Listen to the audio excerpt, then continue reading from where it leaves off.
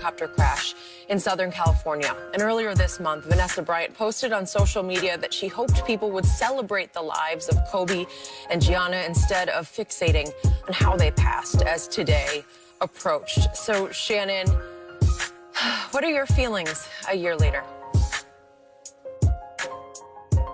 That lost loved ones. And I know we talk about Kobe because he was the recognizable face and his young daughter, Gigi. But there are a lot of grieving families that lost loved ones in this process, and they're grieving, and they would like to celebrate the lives of their loved ones. So let's make sure that when we fall on our knees and we pray, and we keep those families in mind as well. For me, Skip, with Kobe, it still doesn't seem real.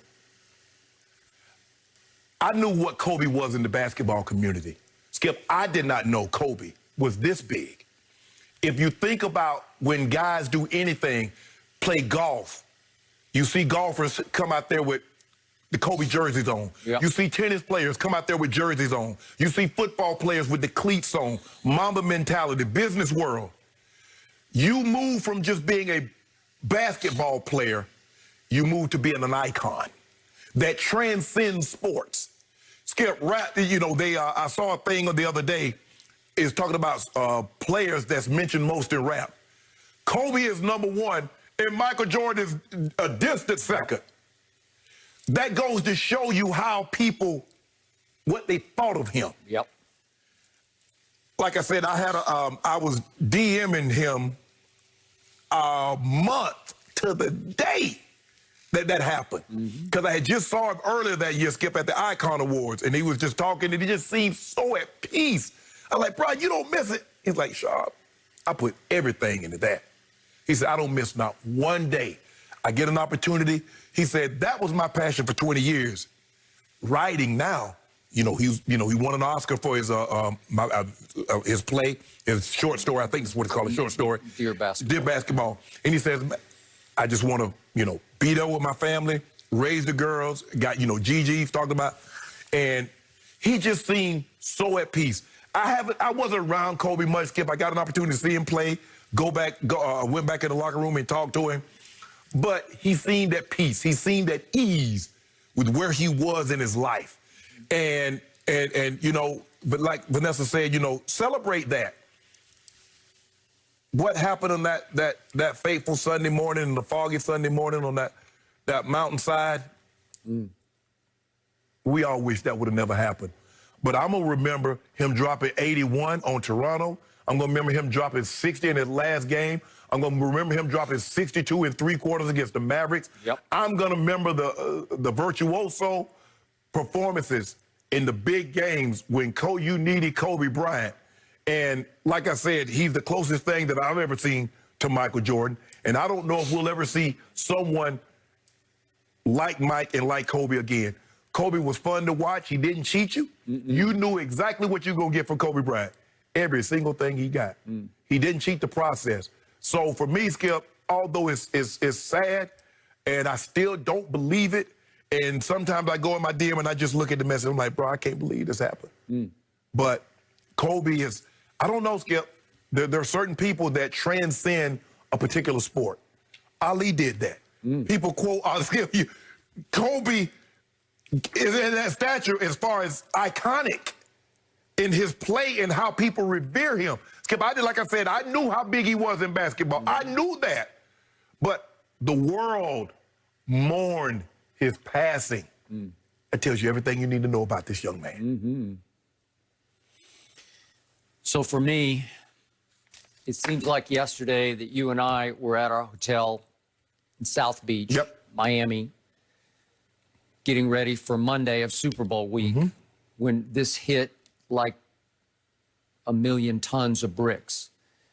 And I remember that afternoon seeing trending, not Kobe. And now a year later, I'm still right there where I was. Not Kobe. It's impossible. Kobe, when it dawned on me a couple of days back, we're coming up on a year, I had to stop and think, wait a second. He's really gone? He was invincible on and off the court. He was a dynamo in his career in basketball and in his second career. He won the Academy Award already. An Oscar. An Oscar. What? That's impossibly great. Of all the icons, of all the figures, not Kobe. Right.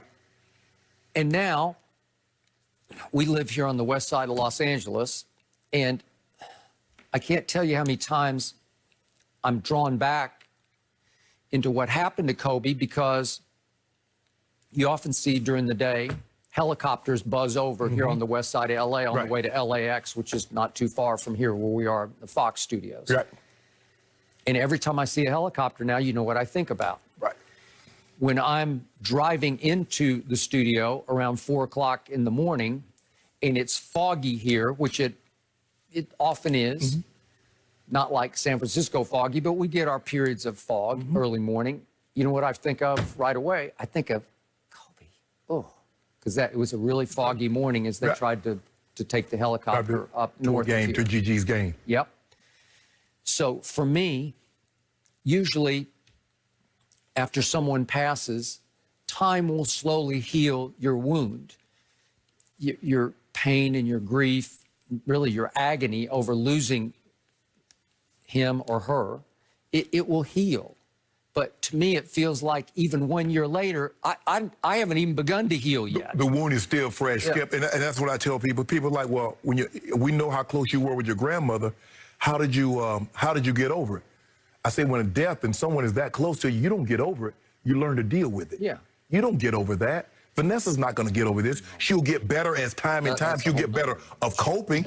Gigi losing, and man, look, man, that girl she was a spitting image of Kobe.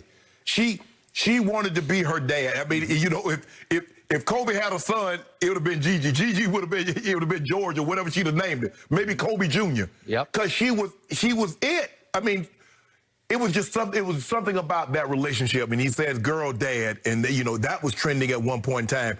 And you see her at the games when Kobe was starting coming back to Staples. She was right next to him, on his shoulders as a little baby girl. It was Gigi. And to have, man, that just, like I said, it doesn't even seem real. I mean, I go back, I was like, man, you know what?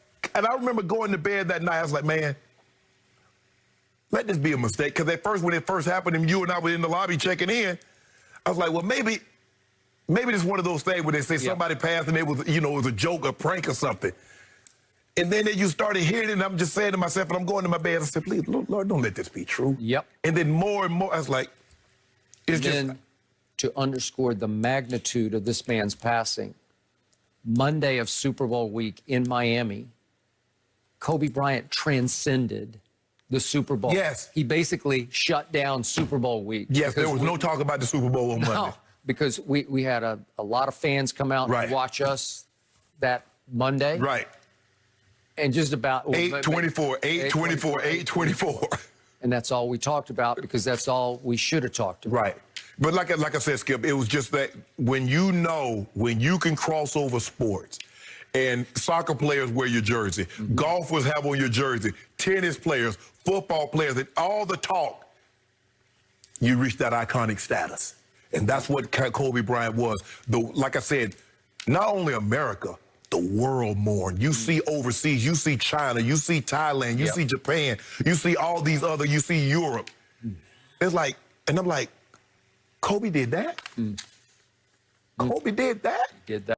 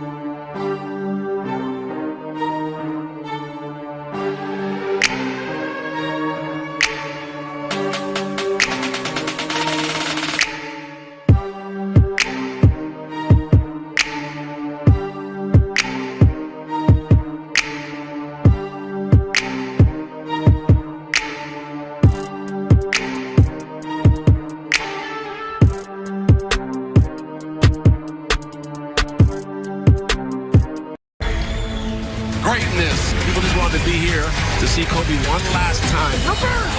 Good foul!